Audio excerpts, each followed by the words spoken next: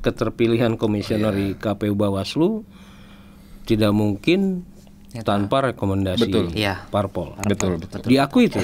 Itu diakui. Jadi kalau nggak ada rekomendasi parpol, protes di DPR kan. Iya.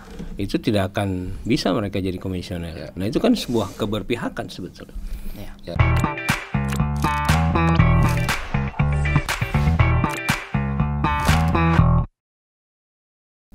Masa kampanye Pilpres baru saja dimulai beberapa hari lalu dan deklarasi kampanye damai sudah pula digaungkan. Persoalannya adalah apakah kampanye damai menjadi satu diksi yang bisa menjaga pada persoalan independensi KPU, kemudian menjadi bagian dari menjaga integritas peserta pemilu. Ini akan kita bahas. Terlebih saat ini isu-isu yang berimplikasi pada kecurangan sudah mulai terlihat dari berbagai media yang bisa kita percaya. Dari 8 poin deklarasi damai, ada isu kemudian 4 poinnya hilang, di mana ada 2 poin yang cukup mengkhawatirkan, di mana netralitas ASN, TNI, Polri tidak lagi tercantum dalam deklarasi itu. Kemudian lembaga-lembaga yang diminta untuk tidak terlibat dalam kampanye juga dihilangkan. Di antaranya BI, MK, para kepala desa, dan lain sebagainya. Belum lagi satu isu yang cukup membuat kita miris, dihilangkannya debat cawapres dari 2 kali jatah untuk berdebat. Nah, kita akan bahas dalam satu tema, netralkah KPU? Kemudian independenkah KPU? Dan percayakah kita dengan ritual-ritual yang selalu digaungkan menjelang pemilu, terutama pada persoalan kampanye damai? Kita akan bahas tentu saja dengan perspektif orang muda yang sudah hadir di studio Banten Podcast. Bukan saja anak muda tapi juga aktivis, paham politik, dan insya Allah terdepan dengan isu-isu politiknya. Yang pertama saya akan perkenalkan ada Januar Eka Nugraha, Wakil Ketua DPD KNP Banten. Apa kabar? Assalamualaikum. Bung Eka. Alhamdulillah. Panggilannya sehat. Bung Eka. Ya. Nah, yang kedua ada M. Zidan Nugraha, Sekjen PMPI, Persatuan Mahasiswa Pencinta Tanah Air Indonesia Provinsi Banten. Apa kabar Bung Zidan? Alhamdulillah. Terima kasih sudah hadir.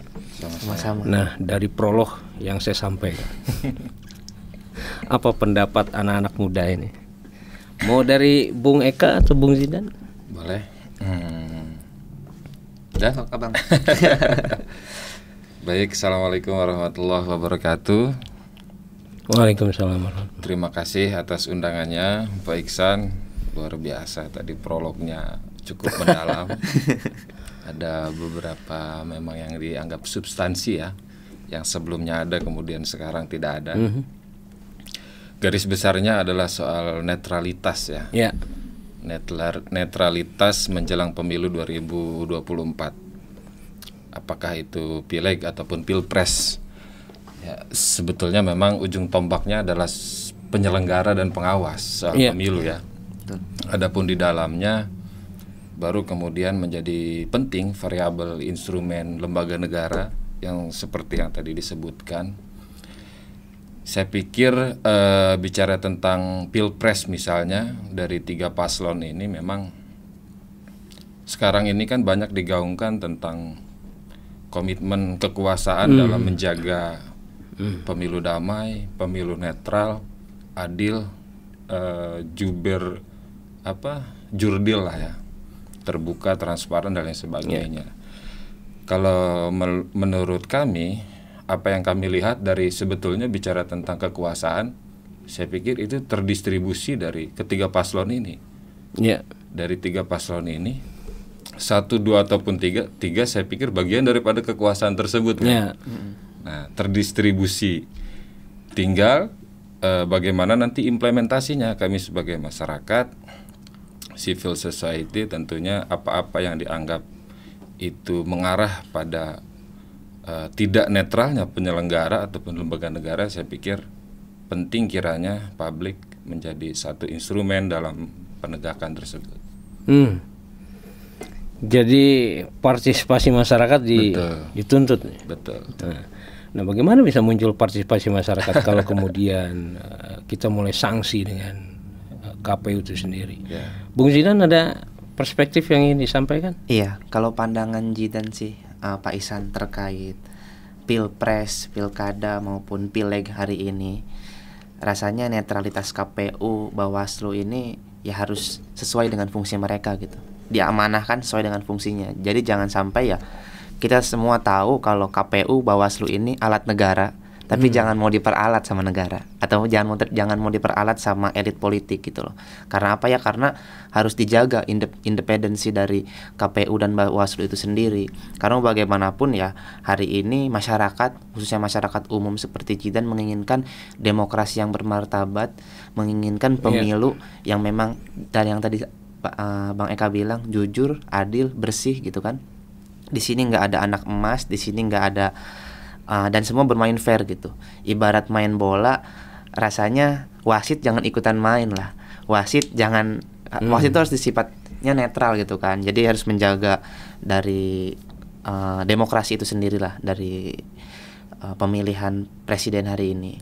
Karena bagaimanapun ya masyarakat menginginkan pemimpin yang lahirnya dari kejujuran gitu loh, dari independen itu sendiri. Jadi percaya KPU netral, Bawaslu netral? Dalam hal ini saya masih berkeyakinan bahwa KPU dan Bawaslu netral. Bung Zidan? Masih husnuzon lah, masih husnuzon terhadap KPU bahwasanya sampai hari ini masih netral. Tapi kalau kemudian nanti ada operasi-operasi yang di luar dari fungsi mereka, ya itu yang harus dipertanggungjawabkan. Keterpilihan komisioner di KPU Bawaslu tidak mungkin tanpa rekomendasi parpol. Betul. Diakui itu. Itu diakui. Jadi kalau nggak ada rekomendasi parpol, protes di DPR kan. Iya. Itu tidak akan bisa mereka jadi komisioner. Nah, itu kan sebuah keberpihakan sebetulnya. Ya, itu kan suatu sistem yang sudah terbangun, Pak ya. Artinya rule of game-nya ketika memang mau jadi pimpinan di Bawaslu dan KPU harus menempuh prosedur itu, gitu kan. Namun ada klausul-klausul yang tentunya itu diatur dalam regulasi, dalam bentuk undang-undang dan lain sebagainya, untuk menuntut mereka ya seperti yang disampaikan oleh elit-elit kita, bahwa saat Anda bertugas sebagai negara maka loyalitas terhadap latar belakang Anda itu hilang kan gitu. Nah, itu yang kami harapkan. Itu baru harapan, tapi kenyataannya kan rekomendasi itu berkelindan dengan kepentingan penyelenggara pemilu dengan partai. Betul ya. Tadi di awal disampaikan bahwa memang ini kan konotasinya adalah yang bisa mempengaruhi tidak netralnya lembaga negara itu adalah kekuasaan kan. Sementara kekuasaan pada hal ini pilpres itu kami menilai bahwa terdistribusi di 3 paslon tersebut. Artinya memang ya tidak menutup kemungkinan kita ketika memang kita mencurigai adanya ketidaknetralan dalam pemilu, tentu itu berpotensi dilakukan oleh ketiganya kan begitu ya. Karena memang kita kembali ke dasar bahwa yang berpotensi untuk melakukan tidak netral itu adalah unsur kekuasaan. Sementara kekuasaan tersebut terdistribusi dari ketiga paslon tersebut kan. Maka ya lagi-lagi soal integritas itu perlu diuji dan partisipasi. Tapi bagaimana dengan hilangnya poin netralitas TNI, Polri, ASN, tidak boleh terlibatnya BI, MK, para kepala desa dari deklarasi damai, yang kemudian tiba-tiba klausul-klausul itu tidak ada, seolah-olah menjadi bahwa merencanakan sesuatu. Netralitas itu tidak ada. Gimana itu? Mungkin Dan lanjut dulu. Sebetulnya praktek politik seperti ini kan dibilang tabu lah, dibilang yang udah biasa loh ini bermain. Tapi kan itu jangan dibiasakan gitu. Apalagi hari ini yang tadi Bang Eka bilang kalau kekuasaan ini kan terbagi juga gitu. Walaupun pada sifatnya mereka semua yang 3 capres ini ya unsur kekuasaan. Maksudnya terbagi gimana sih, Bung Eka? Saya melihat begini, kalau kita analogikan bahwa kekuasaan itu adalah legislatif ataupun eksekutif, gitu kan, dan yudikatif, saya pikir dari ketiga paslon ini kan tiga-tiganya mempunyai unsur itu. Paslon nomor urut 1 misalnya tergabung dari beberapa koalisi partai, ya mereka ada beberapa kader-kader baiknya, kader-kader bagusnya kan menempati posisi-posisi di eksekutif maupun legislatif. Begitupun calon-calon yang lain gitu. Itu yang kami maksud bahwa yang dimaksud kekuasaan terdistribusi. Ada koalisi oposisi. Terdistribusi di beberapa paslon, di 3 paslon yang sekarang. Ya, itu yang dimaksud koalisi. Betul. Tapi persoalannya sekarang wasit ini menentukan. Ya, betul. Ya. Gitu terhadap Arah permainan. Ya, aturan permainan dan sebagainya. Tadi mungkin kalau disampaikan bahwa di klausul deklarasi pemilu damai itu tidak dicantumkan BI, kemudian juga TNI Polri, saya pikir mereka sudah terikat dengan undang-undangnya sendiri. ASN. Undang-undang ASN yang kan, harus netralitas. TNI Polri, saya pikir itu sudah sangat mengikat, menuntut mereka untuk tidak cawe-cawe, menuntut mereka untuk tidak bersikap bermain netral politik pada pemilu di 2024. Ya, artinya ketiadaan itu untuk dideklarasikan kembali menjadi satu gambaran sebetulnya permainan-permainan senyap atas keberpihakan Betul. TNI, Polri, ASN itu tidak lagi menjadi sebuah ketegasan gitu. Betul. Apalagi Tempo sudah mencium Iya. Ada indikasi. ketidaknetralan polisi di dalam Betul. pemilu. Betul. Gitu juga ada politisasi di kepala-kepala desa. Betul. Ya itu ngebuat skeptis masyarakat juga kan terhadap unsur instansi TNI Polri. Kalau ya masyarakat menginginkan ya kalau hari ini TNI Polri atau khususnya ASN ya. Terutama polisi. Iya, khususnya ASN ya. Polisi itu kan harus bersikap netral karena bagaimanapun mereka ini ya pengayom gitu kan, menjaga kondusivitas. Tugasnya hanya itu gitu, menjaga kondusivitas, pengamanan dan lain halnya, bukan malah ikut campur dalam kontestasi ini politik. Bung Zidan sama Bung Eka begitu optimis dengan KPU. Jangan-jangan tim sukses semua ya? Enggak, sampai saat ini masih husnudzon karena belum ada. Kalau anak muda itu kan berpikir realistis ya. Ketika mendapat informasi itu ya kita harus juga bisa menelusuri dasarnya gitu kan. Tidak taklid buta lah istilahnya, tidak taklid buta. Memang informasi itu berseliweran apakah di media sosial, kemudian dari ruang-ruang diskusi dari warung-warung kopi lah paling tidak.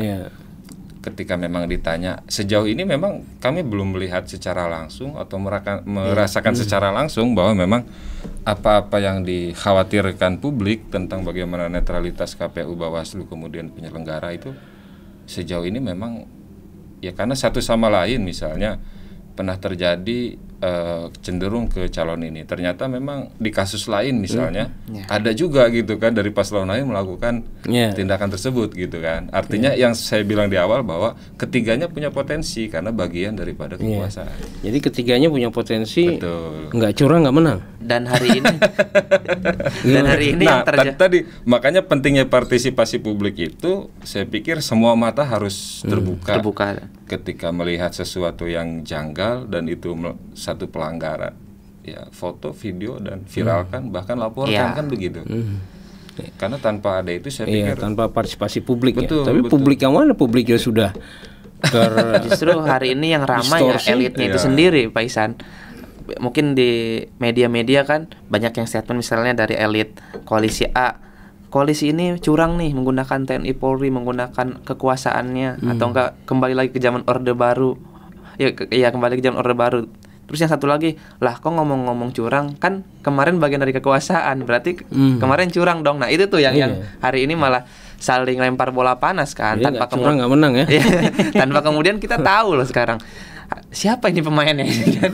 Jadi KPU ini ke siapa arahnya? Nah, ini yang menjadi sumber masalah sekarang. Masyarakat dibuat kok elit ini malah saling lempar bola panas, saling fitnah satu sama lain gitu kan. Apakah praktek politik ini pernah dilakukan di 2019? Kan itu menjadi pertanyaan publik, Pak Ihsan. Khususnya saya ya sebagai anak muda lah. Kok ini elit jadi saling lempar-lemparan statement yang menuai ini ya, menuai kontroversi lah. Yang satu bilang paslon ini bakal curang, harus ada keberpihakan segala macam. Yang paslon ini bilang ya mungkin kemarin mereka dari kekuasaan katanya. Mereka udah pengalaman kali curang. Nah, itu loh yang hari ini menjadi jadi persoalan gitu di tengah-tengah masyarakat. Elitnya aja kelihatannya saling fitnah, bukan saling fitnah, saling ngebuka kali ya, saling ngebuka. Ada juga sudut pandang masyarakat yang mempertanyakan persoalan dana penyelenggaraan pemilu yang begitu besar, naik 400% dari 2019 yang hanya 25 miliar, sekarang 1 triliun. 1 triliun lebih. Nah, gimana ini? Nah, pendapatnya. Kalau dari Jidan sih justru sangat menyayangkan ketika demokrasi ini malah belum dana hibah. Iya, belum untuk pemilu. Menyayangkan pilkada. kalau pilpres atau pemilu ini tidak melahirkan pemimpin yang integritas, yang lahir dari yang lahir jujur dan inilah adil lah. Tapi karena anggarannya cukup besar, ini kan impactnya, dampaknya bakalan ke masyarakat. Bahkan ada Jidan dulu pernah lihat di podcast ada ahli intelijen bilang kalau pemilu ini bisa ngebuat Indonesia ya kolaps dari keuangan, bahkan pemilu bisa ditiadakan karena emang anggarannya cukup luar biasa, apalagi rencana ada 2 putaran nanti kan. 1 putaran aja berapa triliun ini kan? Rencana ya? Iya, tapi kan pasti jangan direncanakan. Jadi mendukung 1 putaran, Bang. Enggak, maksudnya 2 putaran itu kan dampak, bukan sesuatu yang direncanakan. Tapi kan impactnya bakalan ke keuangan negara ya, yang kita bisa prediksi ya bisa sampai kolaps gitu kalau misalnya emang ini menggunakan anggaran yang berlebih gitu loh.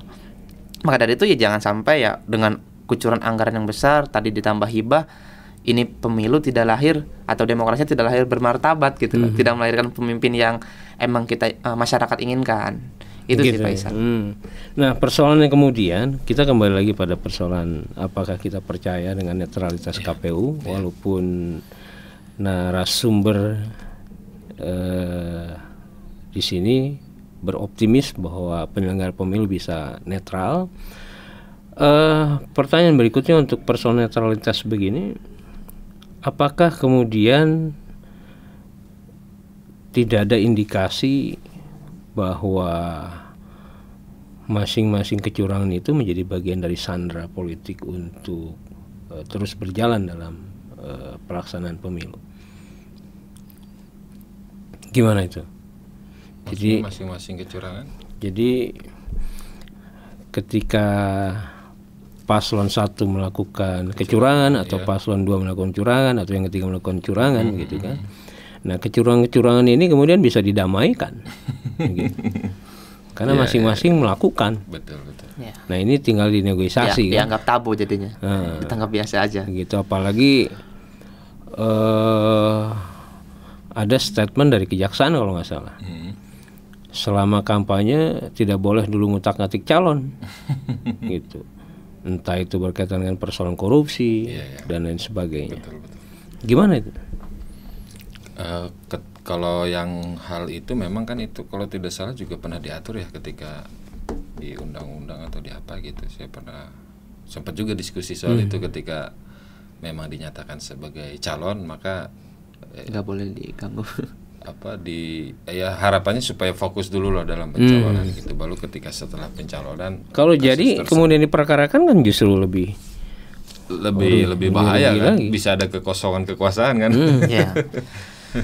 Nah, dampaknya terhadap KPU di provinsi atau di daerah dengan indikasi-indikasi yang kita diskusikan tadi, apakah KPU di daerah terutama di Banten bisa menjaga netralitasnya atau menjadi bagian dari permainan-permainan yang kemudian diperlihatkan oleh KPU maupun Bawaslu di pusat?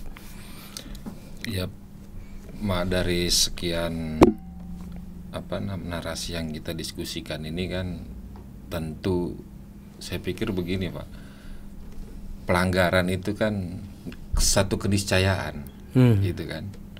Ibaratnya di Indonesia ini jangankan sesuatu yang gamblang, sesuatu yang disembunyikan aja, bahkan ditutup rapat-rapat juga masih bisa jadi soal gitu. Artinya memang mungkin sesuatu yang klasik bicara tentang menjaga integritas, kan. Semua yuk kita gaungkan soal integritas penyelenggara, integritas lembaga negara itu kan.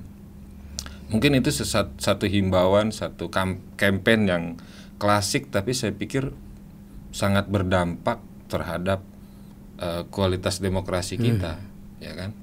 Nah, integritas itu kan sesuatu. Pengertian klasik ini gimana? Klasik itu artinya sesuatu yang ritual biasa gitu loh, kita yuk jaga integritas, yuk misalnya dianggap substansi tapi integritasnya itu memang apa? ketika memang itu kita jalankan, saya pikir mampu menjaga kualitas demokrasi, ya kan. Walaupun hanya bermain di tingkat simbol. Iya, saya pikir bicara tentang menjaga integritas itu tidak lantas hanya sebagai jargon atau simbol saja, itu betul-betul diterapkan kan. Dari beberapa asumsi ataupun prasangka kita terhadap terlaksananya pemilu ke depan, ketika memang integritas itu dipegang teguh oleh mereka yang menjadi peserta pemilu bahkan. Saya pikir mampu menjaga kualitas demokrasi kita. Bagaimana dengan fenomena yang tidak bisa saya sebutkan di mana terjadinya sampai tingkat bawah, PPK, PPS, itu juga sudah diarahkan pada bagaimana orang-orang yang mengisi di posisi itu adalah bagian yang juga sudah diarahkan untuk calon-calon tertentu. Nah itu yang kita sayangkan kan, kalau misalnya berarti kita itu bilang, terjadi. Ya oknum misalnya oknum PPS. Tapi hampir rata loh. Sejauh ini sih memang kalau untuk diarahkan begitu, karena kebetulan ya teman-teman juga ataupun adik-adik tingkat lah di masa kuliah dulu kan ada ya yang beberapa jadi mereka yang di PPK, PPS, bahkan juga yang di KPU tingkat kabupaten kota. Artinya memang ya kalau ngobrol sama temen kan relatif terbuka ya. Sejauh ini belum ada itu Pak, belum ada instruksi yang mengarahkan untuk paslon tertentu. Kalau saya mengamati karena ada rekomendasi partai terhadap komisioner penyelenggara pemilu di pusat yang kemudian turun ke daerah. Mungkin belum kali waktunya ya. Sampai pada PPK, PPS itu juga rekrutmen akhirnya juga terbelah. Ada yang memang direkrut untuk berdasarkan kepentingan partai tertentu yang include menjadi bagian dari paslon tertentu gitu. Ya kalau kita berpikir husnujonnya nih ke partai kan, partai itu kan harusnya menjalankan konstitusi lah. Tadi Bung Jinan udah bilang ada oknum, di mana oknumnya? Ya maksudnya ada sebagian permasalahan-permasalahan kayak PPS di ini kan, itu oknum-oknum KPU yang emang ke tahun 2019 banyak kita temui lah. Praktek-praktek seperti itu. Cuman ya hari ini kita berusaha berhusnujon kembali ke KPU, bahwasanya ya kita menginginkan sebagai masyarakat untuk pemilu yang tadi yang berintegritas.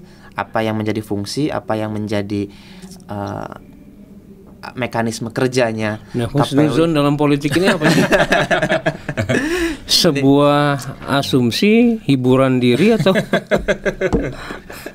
terkadang jangan juga merasa bijak untuk sesuatu yang udah bijak dalam politik itu juga kadang kurang tepat Pak.